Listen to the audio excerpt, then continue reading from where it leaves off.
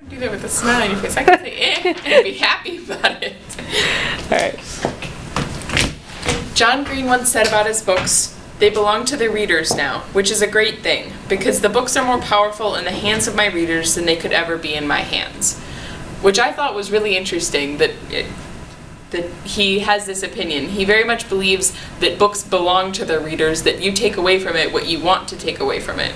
And in the same vein, I think style and influences belong to their authors. Everything you could be influenced by is subjective, and each author is interpreting it differently, so therefore it's influencing them differently. In essence, the author is still a person or a reader that book belongs to. Someone might have an opinion about how someone influenced someone else, but while that author is still alive to defend their influences, I think there's something to be said about their influences belonging to them, because it's their interpretation of what they've read. For this reason, I've chose to focus simply on what John said about his influences and draw conclusions from there, rather than looking at outside criticism about who he was influenced by. There's an overwhelming amount of references to other works and styles in his books, especially in The Fault in Our Stars.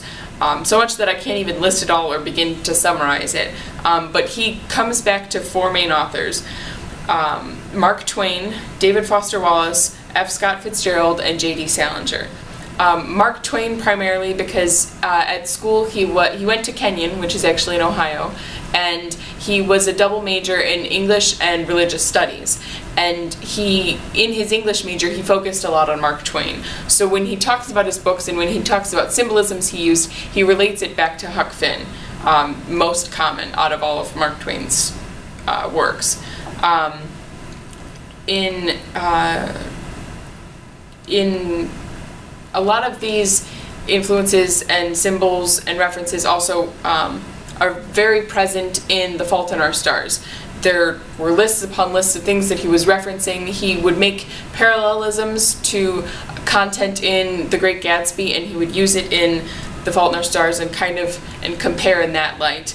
And his religious studies major was also a big part in all of his books, because theology is a big influence.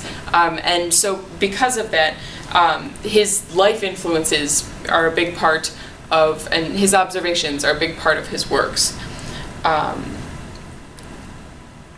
He mentions a lot of these in the FAQ section of his website, and I appreciate that he had this up here because I haven't read the majority of the books that he's referencing, so I didn't feel qualified to be comparing the two styles, especially at the level that he references them. It takes a really close reading to pick up on the fact that, certain references to water or green and different colors, or references to symbols in other books, and prevalent themes.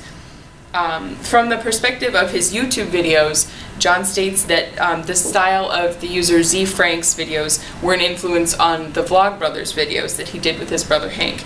This was a lot easier for me to compare. Z Frank's videos are similar to John and Hank's videos because they're much like a conversation. In the Vlogbrothers videos, sometimes John and Hank are addressing each other, but their channel is just as much as a conversation with their viewers, like Z Frank. Does anybody have any questions?